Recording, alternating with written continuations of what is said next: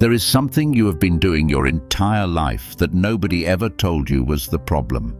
You've been forcing relationships, opportunities, outcomes, gripping everything so tightly that life has no room to actually move through you.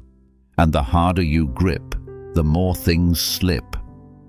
Not because you don't deserve what you want, not because the universe is against you, but because there's a fundamental truth that Buddhist wisdom has quietly taught for thousands of years, and modern life has almost completely buried. You cannot receive with a clenched fist. You cannot flow when you're bracing against the current. You cannot let life work when you're convinced you have to do all the work yourself. The universe is not something you overcome. It's something you align with. Welcome to Mindfulness, a space created for people who are ready to stop fighting life and start flowing with it. Stay with me, because what you're about to hear might be the shift you've been waiting for without knowing what to call it. 1. The exhaustion of control. You probably know this feeling well. You wake up already thinking about everything that needs to happen, everything that could go wrong, everything you need to manage, fix, hold together. It feels responsible. It feels necessary. Like if you stop controlling, everything will fall apart. But here's what that constant controlling is actually costing you. It's draining the very energy you need to actually live. Buddhism speaks of something called dukkha, often translated as suffering, but more accurately understood as a kind of friction. The friction that happens when we grip life too tightly, when we decide that things must go a certain way by a certain time according to our plan, and every moment reality doesn't cooperate. That friction becomes pain. Here's what's interesting. Most of the things you're trying to control right now, you can't actually control them. You can't control how someone responds to you. You can't control what opportunities appear. You can't control timing. You can influence, yes. You can act, yes. But control? That's an illusion. And Buddhism doesn't say this to make you feel helpless. It says this to set you free. Because the moment you stop pouring energy into controlling what was never yours to control, something remarkable happens. That energy comes back to you. You become clearer, calmer, more present, and paradoxically more effective. The Buddhist teacher Ajahn Chah once said that if you let go a little, you will have a little peace. If you let go a lot, you will have a lot of peace. If you let go completely, you will have complete peace. Notice he didn't say things will go perfectly. He said you will have peace, because peace was never dependent on outcomes. It was always dependent on your relationship with those outcomes. So the first step toward letting the universe work in your life is simply this. Acknowledge how exhausted the controlling has made you, not with judgment, just with honesty. You've been carrying something that was never yours to carry alone, and you're allowed to put it down. 2. What it actually means to trust the universe. When people hear, "let the universe take over," something in the mind immediately resists. It sounds passive, naive, like giving up. But that's not what this is, not even close. In Buddhist philosophy, there's a concept called Wu Wei, borrowed from Taoism but deeply woven into Buddhist thought, which means effortless action, acting in harmony with the natural flow of things rather than against it. Think about a river. Water doesn't force its way through rock by pushing harder. It finds the path. It flows around. It works with what is, not against it. And eventually, it shapes everything. That's not weakness. That's profound intelligence. Trusting the universe doesn't mean sitting still and waiting for your life to change. It means acting from a place of inner alignment rather than fear and desperation. It means making your move and then releasing attachment to how it has to unfold. There's a difference between planting a seed and then digging it up every day to check if it's growing, and planting a seed, watering it, and trusting the process. One exhausts the soil, the other produces fruit. Buddhist wisdom teaches that the universe operates through causes and conditions. Every action you take becomes a cause, and conditions, timing, circumstance, other people's readiness, those are not yours to command. You plant. The universe determines the season. And here's where trust becomes practical, not spiritual. When you release the desperate grip on outcomes, you start noticing opportunities you were too tense to see before.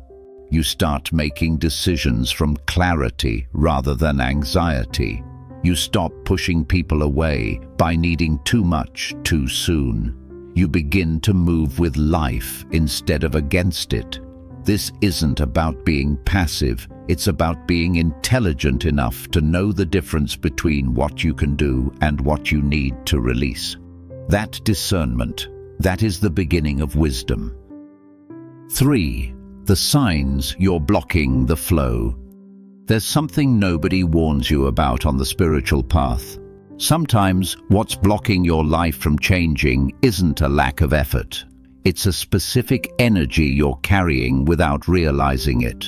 And Buddhism is very precise about what that energy looks like. The first sign is constant mental rehearsal. You're running conversations in your head that haven't happened yet, preparing defenses, anticipating rejection, planning what you'll say if things go wrong. This rehearsal feels productive, but it's actually sending a very clear signal, one of distrust. Distrust in yourself, distrust in others, distrust in life. The universe responds to the energy you're operating from, not your words, not your intentions, your actual underlying energy. The second sign is resistance to what is. Things happen that you don't like. A door closes, a person disappoints, a plan falls through, and instead of allowing that to be information, you fight it. You argue with reality. You spend days, sometimes weeks, in the mental loop of how it shouldn't have happened. Buddhism calls this the second arrow. The first arrow is the painful event. The second arrow is everything you add to it with your mind. And most of the suffering isn't from the first arrow, it's from the second. The third sign is treating stillness as failure. If you're not forcing something, you feel guilty, lazy, behind. Our culture has taught us that rest is earned, that silence is unproductive, that if you're not visibly grinding, you're falling behind.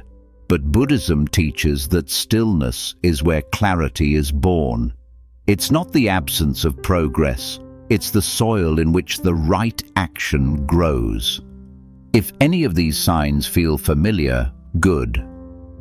Recognition is the beginning. You're not broken, you're just carrying patterns that were never yours to begin with, and patterns can change. 4. How surrender actually works. The word surrender tends to make people uncomfortable. It sounds like defeat, like giving up on your dreams and settling for less. But in Buddhist wisdom, surrender is one of the most powerful forces available to a human being. Let's be very clear about what it is. Surrender is not giving up on what you want. It's giving up on the rigid story of how it has to arrive. There's a teaching in Buddhism about the raft. The Buddha described his teachings as a raft, something you use to cross the river. But once you've crossed, you don't carry the raft on your back for the rest of your life. You put it down, you let it go. Most people are carrying their plans, their timelines, their expectations like a raft on dry land. The crossing is done, but they won't release it. Real surrender sounds like this: I know what I want. I will do what I can, and I will trust that what's meant for me will come, and what doesn't come isn't a punishment. It's a redirection. Because here's what Buddhist wisdom understands about the universe. It has a longer view than you do. What looks like failure in this chapter may be the exact necessary condition for something greater in the next. What looks like a closed door may be the universe protecting you from a path that would have cost you more than you know. Surrender doesn't mean being passive about your life. It means being deeply active in your inner world, showing up, doing the work, staying present, while releasing the desperate grip on outcomes. This is what it means to co-create with the universe. You bring your effort, your attention, your openness. The universe brings the timing, the conditions, the things you cannot arrange on your own. That partnership, when you finally stop trying to play both roles, is when life starts to move in ways that feel almost miraculous. 5. What the universe responds to. You've probably heard that the universe responds to your energy, but that phrase gets used so loosely that it starts to feel meaningless. So let's make it concrete. Let's talk about what that actually means in daily life. Buddhism teaches that everything arises from mind, not in a magical thinking way, but in a deeply practical way. The quality of your inner state shapes how you perceive situations. It shapes the decisions you make. It shapes how people experience being around you. And all of that creates ripples. Real, tangible ripples in your actual life. When you operate from fear, you make contracted decisions. You hold back. You over-explain yourself. You apologize for taking up space. You attract situations and people that confirm that fearful story, because that's the frequency your entire being is broadcasting. When you operate from trust, not blind optimism, but grounded, earned trust in life, something completely different happens. You make clearer decisions. You speak with more ease. You stop chasing and start drawing things toward you. Buddhism calls this right intention, one of the pillars of the Eightfold Path. And right intention isn't about thinking positive thoughts. It's about acting from a place of genuine goodwill toward yourself, toward others, toward life itself. Here's the practical truth.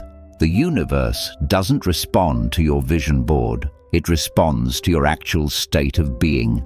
It responds to whether you show up with presence or anxiety, whether you give with generosity or hidden expectation, whether you move through the world with openness or with armored defensiveness. So if you want the universe to work in your favor, the most powerful thing you can do is tend to your inner world. Not perfectly, not with forced positivity, but with honest, gentle awareness. Notice when fear is driving. Notice when you're grasping, and in those moments, breathe, return, soften. That softening, that small, quiet act of returning to openness is one of the most powerful signals you can send. 6. Releasing the timeline. This one is hard, because we live in a world that is obsessed with speed. Results are expected immediately. Change is supposed to be visible within days. And if your life hasn't transformed by next month, the mind starts whispering that it's not working, that you're not enough, that maybe this isn't meant for you. Buddhism has a very different relationship with time, and understanding it might be one of the most liberating things you encounter on this path. There's a concept in Buddhist thought about karma, often spelled karma in the West, and it's widely misunderstood. Most people think of karma as cosmic reward and punishment. Do good, good things happen. Do bad, bad things happen. Quickly, visibly, like a transaction. But the actual teaching is far more subtle. Karma is about the seeds you plant and the conditions required for those seeds to grow. And here's the part most people skip. Not every seed grows in the same season. Some of what you're putting into your life right now, the inner work, the letting go, the small daily acts of trust and presence, you may not see the results for months, for years. Sometimes the harvest arrives in a form you didn't expect and almost don't recognize. The Buddhist monk Thich Nhat Hanh wrote about the nature of the cloud. The cloud doesn't die when it becomes rain, it transforms. What looks like an ending is often a becoming. Your timeline is not the universe's timeline, and the universe's timeline is not a punishment, it's precision. Trust that what you're building invisibly right now is real. The roots go down before the tree goes up. You don't see root growth, you don't celebrate it, but without it, nothing stands. Release the timeline, not because nothing matters, but because the desperate grip on when is the very thing standing between you and the peace that makes everything possible. 7. The moment life starts to change. There's a specific moment that people who have walked this path describe. It's not dramatic. It doesn't arrive with signs or certainty. It's quiet, almost easy to miss. It's the moment you stop waiting for your life to change and start actually living the life you have. And somehow, in that exact moment, life begins to change. This sounds like a paradox, and in a way it is. But Buddhism is full of these paradoxes because reality itself contains them. The teaching of non-attachment doesn't mean you stop caring. It means you care so fully, so presently, without needing the outcome to complete you. And when you arrive at that place, when you genuinely, not performatively, release the need for things to be different right now, the universe seems to exhale with you. Doors open. Not always the doors you were staring at. Sometimes a completely different door in a wall you didn't even know existed. People enter your life who feel like they were always meant to be there. Circumstances shift in ways that logic can't fully explain. Opportunities appear that seem almost perfectly timed. Buddhism doesn't call this magic. It calls it the natural result of removing the obstacles you were creating with your own resistance. Think of it this way. Imagine a garden hose that's been kinked. The water is there, the pressure is there, but nothing is flowing because something in the middle is twisted. Releasing your resistance, releasing your desperate grip on outcomes, releasing the story that life is against you. That's the unkinked hose. The water was always there. The flow was always ready. You were the kink. And this is not said with blame. It's said with deep compassion, because every single person who has ever lived has been the kink at some point. We learn to hold on because holding on once kept us safe. We learn to control because control once protected us. We learn to plan obsessively because uncertainty once felt dangerous. These were survival responses, intelligent responses for a time. But you are no longer in that time. You are here, now, which means some part of you already knows it's time to soften, time to unclench, time to let the thing you've been holding so tightly rest in the hands of something larger than your planning mind. And what happens after that unkinked moment? Life doesn't become perfect. Buddhism never promises perfect. What it promises is something more valuable: clarity. The ability to see what's actually here instead of what you fear might come. The ability to feel genuine moments of joy without immediately worrying when they'll end. The ability to move through difficulty without it consuming your entire identity. You start to notice that you're okay, not because everything worked out, but because you stopped making your okayness dependent on everything working out. And from that place, you begin to act differently. You make different choices. You allow different people close. You stop settling for things that drain you because you're no longer desperate enough to accept them. This is how life changes, not from the outside in, from the inside out. Always from the inside out. 8. Living in alignment with the universe every day. Everything we've talked about so far can stay as beautiful ideas, or it can become your actual daily life. The difference is practice, not grand spiritual practice, not hours of meditation every day, though meditation helps. Just small, consistent moments of return, of remembering, of choosing trust over fear, presence over rehearsal, flow over force. Here's what living in alignment actually looks like on an ordinary Tuesday. You wake up and instead of immediately reaching for your phone to fill the silence, you sit for 1 minute, just one. You notice what's here: your breath, the light, the quiet before the day begins. That 1 minute is not nothing. That 1 minute is you remembering who you are before the voice takes over. During the day, when something doesn't go as planned and something won't, you catch yourself before you spiral. You notice the second arrow forming, and you make a choice, not to suppress the feeling, but to ask a different question. Instead of "Why is this happening to me?" you ask, "What is this making possible?" That shift from victim to student is one of the most powerful alignments available to a human being. Buddhism teaches that every circumstance is a teacher, not because life is fair, but because wisdom doesn't ask for fairness. It asks for attention. When you interact with people throughout your day, you practice giving without hidden ledgers. You help because it feels right, not because you're calculating the return. You listen without already forming your response. You let people be where they are without needing them to be different so you can feel okay.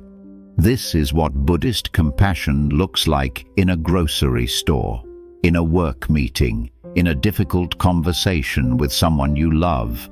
And at the end of the day, instead of reviewing everything that went wrong, you practice what Buddhism calls mudita, appreciative joy.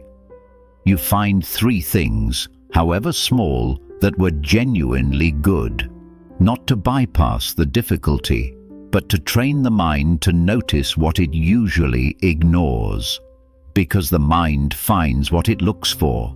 And a mind that has been trained to find goodness begins to live in a fundamentally different universe than a mind trained to find threat.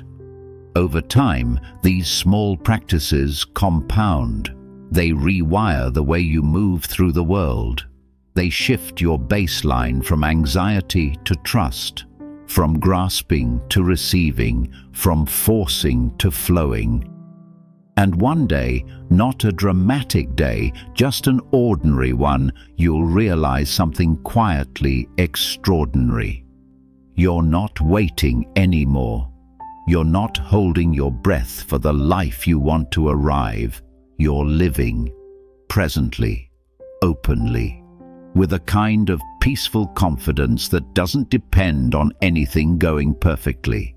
That is what it means to let the universe take over, not to abandon your life, but to finally stop abandoning yourself to fear, to show up fully, to do what you can, to release what you can't, and to trust deeply, genuinely trust that what is meant for you is already moving in your direction. You don't need to chase it, you just need to get out of your own way. You came here today for a reason. Something in you was ready to hear this, and that readiness, that quiet willingness to consider a different way, is already the beginning of your shift. Don't let it stop here. Subscribe to Mindfulness for weekly wisdom that actually changes how you move through your life. Like this video if it opened something in you. Share it with someone still fighting battles that were never theirs to fight alone, and tell me in the comments, what does letting go mean to you? I read every single one.